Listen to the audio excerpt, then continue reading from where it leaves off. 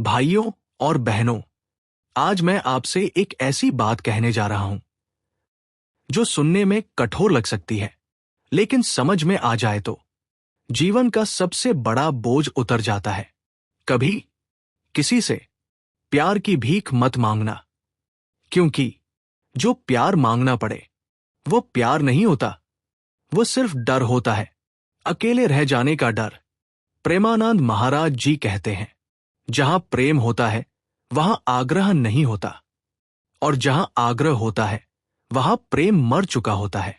एक प्यार मांगना आत्मा का अपमान है। जब आप किसी से कहते हैं, मुझसे बात कर लो, मुझे छोड़ मत जाना, थोड़ा सा प्यार दिखा दो, तो असल में आप क्या कर रहे हैं? आप अपनी आत्मा को उसके दरवाजे पर खड़ा करके कटोरा पकड़ा रहे हैं। और सुन लो, जिस आत्मा को भीख मांगनी पड़े वो धीरे धीरे मरने लगती है। प्रेमानंद महाराज जी कहते हैं, प्रेम स्वाभाविक बहाव है, उसे खींचा नहीं जाता। जो आपको सच में चाहता है उसे याद दिलाने की जरूरत नहीं पड़ती कि आप मौजूद हो। दो, जो चला जाए उसे रोको मत। आज का सबसे बड़ा रोग क्या है?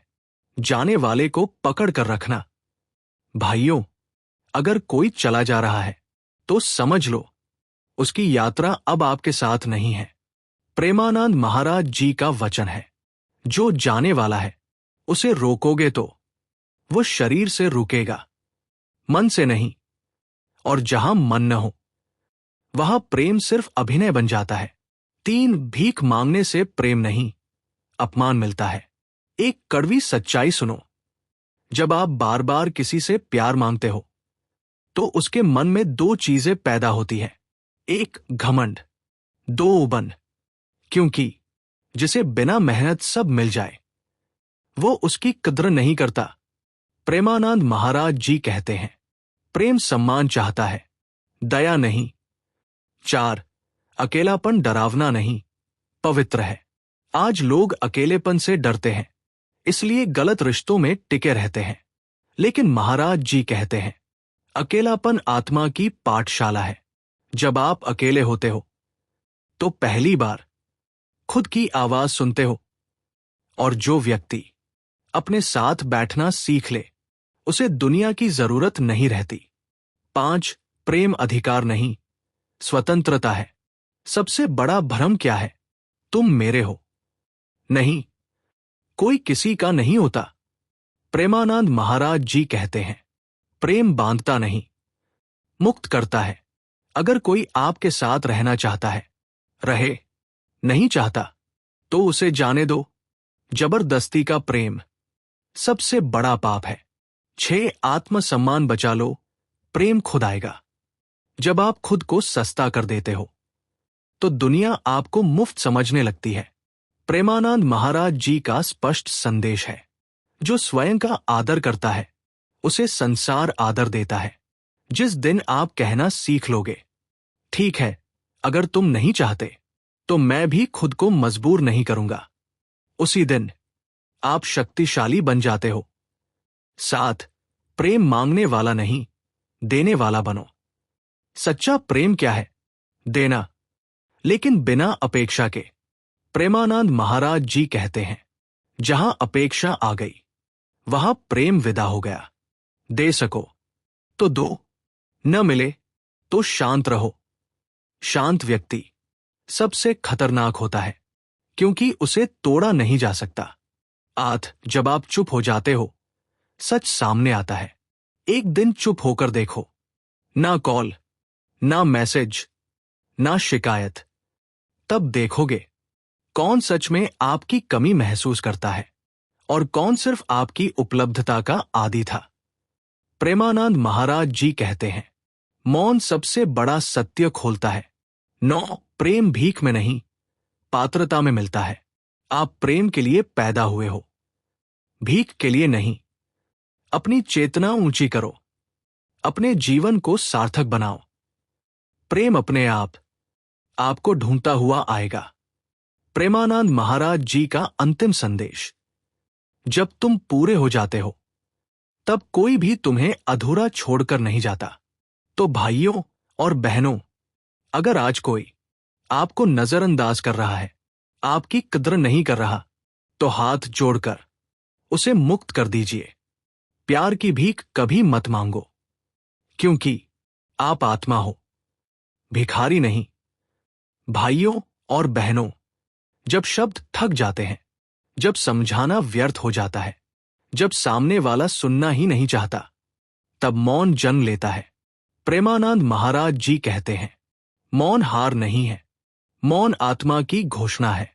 आज हम उसी मौन की शक्ति को समझेंगे, क्योंकि जो प्रेम शोर में नहीं मिला, वो शांति में जरूर मिलता है। एक जो ज्यादा बोलता है वही ज्यादा टूटता है। आज का मनुष्य हर समय कुछ न कुछ कहता रहता है, शिकायत, अपेक्षा, दर्द और सबसे ज्यादा अपनी जरूरत। लेकिन महाराज जी कहते हैं, जहां आवश्यकता ज्यादा होती है, वहां आत्मबल कम हो जाता है।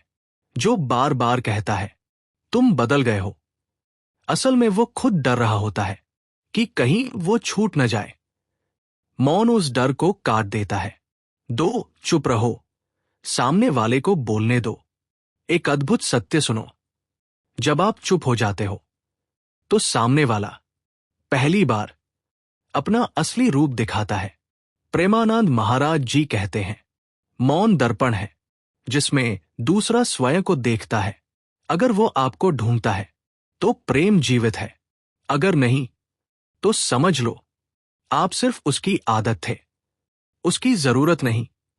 3, मौन आत्मसम्मान की रक्षा करता है।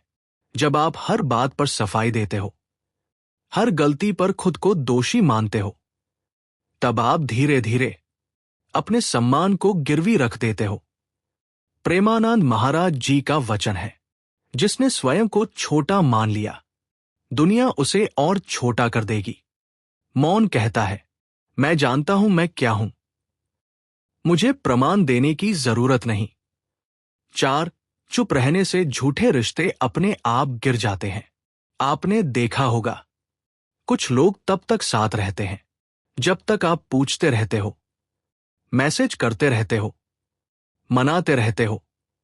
जिस दिन आप चुप हुए, वे गायब हो गए। प्रेमानंद महाराज जी कहते हैं, जो मौन सहन न सके, वह प्रेम का पात्र नहीं।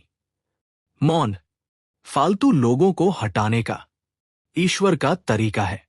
5, मौन में आत्मा बोलती है। जब बाहर शोर बंद होता है, तब भीतर कुछ जागता है, वही आत्मा है।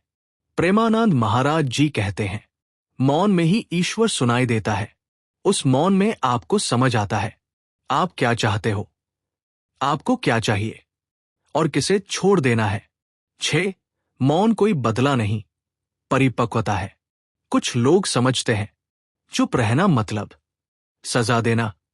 नहीं, मौन बदला नहीं, विकास है। प्रेमानंद महाराज जी कहते हैं, परिपक्व व्यक्ति बहस नहीं करता, वह दिशा बदल लेता है। जहां प्रेम नहीं मिला, वहां से हट जाना कमजोरी नहीं, बुद्धि है। 7, जो सच में आपका है, वो मौन तोड़ेगा। एक गहरा नियम समझ लो, जो आपका है, वो आपके मौन से डरेगा। वह पूछेगा, सब ठीक तो है, तुम चुप क्यों हो। प्रेमानंद महाराज जी कहते हैं, प्रेम दूरी सह सकता है, उपेक्षा नहीं।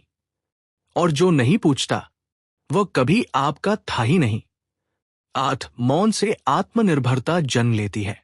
जब आप चुप रहना सीख लेते हो, तो आप दूसरों पर भावनात्मक निर्भरता छोड़ देते हो, तब आप मजबूत बनते हो। प्रेमानंद महाराज जी का वचन, जो स्वयं में स्थिर है, उसे संसार हिला नहीं सकता। 9, मौन के बाद जो प्रेम आता है, वही सच्चा होता है। शोर में मिला प्रेम जल्दी खत्म हो जाता है, लेकिन मौन के बाद जो लौटे, वही टिकता है। प्रेमानंद महाराज जी कहते हैं, परीक्षा के बाद जो बचे, वही शुद्ध होता है। 10, मौन आपको ईश्वर के करीब ले जाता है। अंत में सबसे बड़ा सत्य, जब आप मनुष्यों से कुछ मांगना छोड़ देते हो, तो ईश्वर देना शुरू कर देता है। प्रेमानंद महाराज जी कहते हैं, जिसने संसार से अपेक्षा छोड़ी, उसे प्रभु ने गले लगा लिया। तो भाइयों और बहनों, अगर आज आप थक गए हो समझाते समझाते, मनाते मनाते, तो आज बस चुप हो जाइए। याद रखिए, मौन कमजोरों का नहीं, जागृत आत्माओं का हथियार है। आत्मसम्मान की प्रार्थना।